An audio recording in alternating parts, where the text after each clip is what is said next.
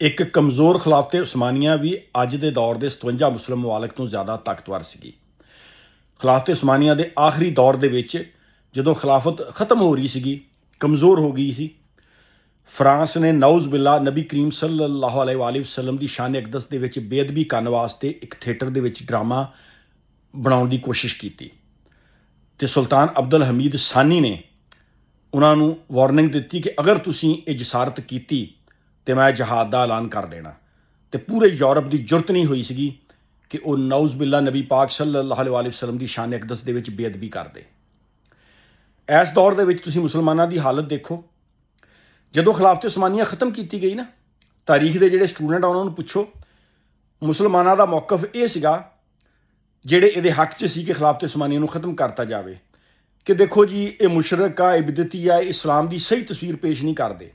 ਤੇ ਜੋ ਕੁਝ ਅੱਜ ਕੱਲ੍ਹ ਹੋ ਰਿਹਾ, ਕਿਆ ਇਸਲਾਮ ਦੀ ਸਹੀ ਤਸਵੀਰ ਪੇਸ਼ ਕਰ ਰਿਹਾ ਹੈ? ਗਜ਼ਾ ਫਲਸਤੀਨ ਦੇ ਵਿੱਚ ਮੁਸਲਮਾਨਾਂ ਦਾ ਕਤਲੇਆਮ ਹੋ ਰਿਹਾ ਤੇ ਕੋਈ ਵੀ ਮੁਸਲਿਮ ਹੁਕਮਰਾਨ ਉਹ ਜਹਾਦ ਦਾ ਨਾਂ ਲੈਣ ਵਾਸਤੇ ਤਿਆਰ ਨਹੀਂ। ਕਤਰ ਦੇ ਉੱਤੇ ਹਮਲਾ ਹੁੰਦਾ ਤੇ ਹੁਣ ਕਹਿੰਦੇ ਜੀ ਕਿ ਕਤਰ ਨੇ ਫੈਸਲਾ ਕੀਤਾ ਕਿ ਆਲਮੀ ਅਦਾਲਤ ਦੇ ਵਿੱਚ ਇਹ ਲੈ ਕੇ ਜਾਣਗੇ ਨੇਤਨਯਾਹੂ ਨੂੰ। ਅੱਛਾ ਜੀ, ਲੈ ਜਾਓ। ਆਲਮੀ ਅਦਾਲਤਾਂ ਵੀ ਇਹਨਾਂ ਯਹੂਦੋ ਨਸਾਰਾ ਦੀਆਂ ਹੀ ਆ ਨਾ, ਲਿਜਾ ਕੇ ਉੱਥੇ ਤੁਸੀਂ ਕੀ ਕਰ ਲਓਗੇ? ਹੋਣਾ ਤੇ ਇਹ ਚਾਹੀਦਾ ਸੀਗਾ ਕਿ ਪੂਰੀ ਮਿਲਤ ਇਸਲਾਮੀਆ, ਖਾਸ ਤੌਰ ਤੇ ਅਰਬ ਹੁਕਮਰਾਨਾਂ ਦੀ ਤਰਫੋਂ ਤਕੜਾ ਜਵਾਬ ਚਾਹੀਦਾ ਸੀਗਾ। ਇਹਨਾਂ ਨੇ ਆ ਜਿਹੜੀ ਫੌਜ ਬਣਾਈ ਹੋਈ ਆ, ਉਸ ਫੌਜ ਦਾ ਕੀ ਮਕਸਦ ਆ? ਮਾਲੀ ਤੌਰ ਤੇ ਮਜ਼ਬੂਤ ਮੁਲਕ ਆ, ਤੇਲ ਦੀ ਦੌਲਤ ਇਹਨਾਂ ਦੇ ਕੋਲ ਆ, ਫਜ਼ਾਈਆ ਇਹਨਾਂ ਦੇ ਕੋਲ ਹੈਗੀ ਆ, ਤੇ ਤਕੜਾ ਜਵਾਬ ਕਿਉਂ ਨਹੀਂ ਗਿਆ? ਇਹ ਸੋਚਣ ਵਾਲੀਆਂ ਗੱਲਾਂ ਮੁਸਲਮਾਨੋ।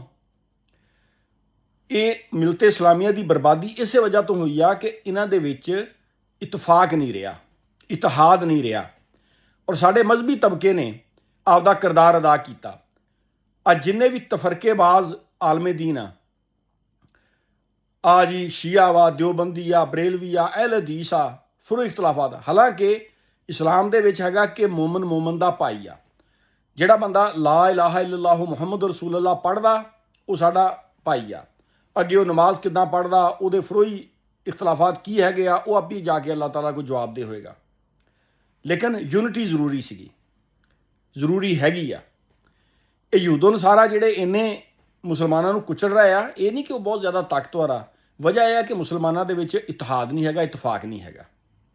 ਹੁਣ ਤੁਸੀਂ ਦੇਖ ਲਓ ਕਿ ਕਤਰ 'ਤੇ ਹਮਲਾ ਹੋਇਆ ਤੇ ਉਹ ਮਜ਼ਮਤੀ ਬਿਆਨ ਦੇ ਰਹੇ ਆ, ਅਸੀਂ ਇਹਨੂੰ ਅਦਾਲਤ 'ਚ ਲੈ ਜਾਵਾਂਗੇ, ਅਦਾਲਤ 'ਚ ਲਿਜਾ ਕੇ ਤੁਸੀਂ ਕੀ ਕਰੋਗੇ? ਅੱਜ ਵੀ ਮੁਸਲਮਾਨਾਂ ਨੂੰ ਇਤਿਹਾਦ ਦੀ ਜ਼ਰੂਰਤ ਆ, ਇਤਫਾਕ ਦੀ ਜ਼ਰੂਰਤ ਆ, ਮਿਲਤ ਇਸਲਾਮੀਆ ਨੂੰ ਮੁੱਠ ਹੋਣ ਦੀ ਜ਼ਰੂਰਤ ਆ। ਮੁਸਲਮਾਨਾਂ ਕੋਲ ਐਟਮੀ ਟੈਕਨੋਲੋਜੀ ਵੀ ਹੈਗੀ ਆ, ਤੇਲ ਦੇ ਵਸੀਓ ਰੀਜ਼ ਜ਼ਖਾਇਰ ਹੈਗੇ ਆ, ਅਫਰਾਦੀ ਕੁਵਤ ਆ, ਤੇ ਟਕੇ ਦੀ ਵੈਲਿਊ ਨਹੀਂ ਹੈਗੀ।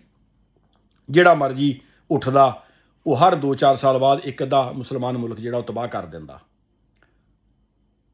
ਹੁਣ ਇਹਨਾਂ ਫਿਰਕਾ ਪ੍ਰਸਤ ਮੌਲਵੀਆਂ ਨੂੰ ਪੁੱਛੋ ਵੀ ਖਿਲਾਫਤ ਉਸਮਾਨੀਆ ਇਸ ਵਾਸਤੇ ਖਤਮ ਹੋਈ ਸੀ ਕਿ ਉਹ ਇਸਲਾਮ ਦਾ ਸਹੀ ਤਸੱਵਰ ਨਹੀਂ ਪੇਸ਼ ਕਰ ਰਿਹਾ ਸੀ, ਤੇ ਹੁਣ ਇਸਲਾਮ ਦਾ ਸਹੀ ਤਸੱਵਰ ਪੇਸ਼ ਹੋ ਰਿਹਾ। ਮੁਸਲਮਾਨਾਂ ਨੂੰ ਗਾਜਰ ਮੂਲੀਆਂ ਤਰ੍ਹਾਂ ਅਗਲੇ ਕੱਟ ਰਹੇ ਆ, ਇੱਕ ਟਕੇ ਦੀ ਵੈਲਿਊ ਨਹੀਂ ਸਾਡੀ ਰਹੀ। ਇਹ ਸਾਰਾ ਕੁਝ ਇਸਲਾਮ ਦੇ ਮੁਤਾਬਕ ਹੋ ਰਿਹਾ। ਉਮਤ ਨੂੰ ਜੋੜੋ, ਮੁਸਲਮਾਨਾਂ ਦੇ ਵਿੱਚ ਇਤਿਹਾਦ ਪੈਦਾ ਕਰੋ, ਇਤਫਾਕ ਪੈਦਾ ਕਰੋ, ਮਿਲਤ ਇਸਲਾਮੀਆ ਨੂੰ ਇਕੱਠੇ ਕਰੋ। ਬਾਕੀ ਇਹ ਛੋਟੀਆਂ ਮੋਟੇ ਜਿਹੜੇ ਮਸਾਇਲ ਆ, ਇਹ ਦੇਖੋ ਜੀ ਆਪੀ ਜਾ ਕੇ ਅੱਲਾਹ ਤਾਲਾ ਕੋਈ ਫੈਸਲਾ ਹੋ ਜਾਊਗਾ ਕੌਣ ਸਹੀ ਆ ਕੌਣ ਗਲਤ ਆ।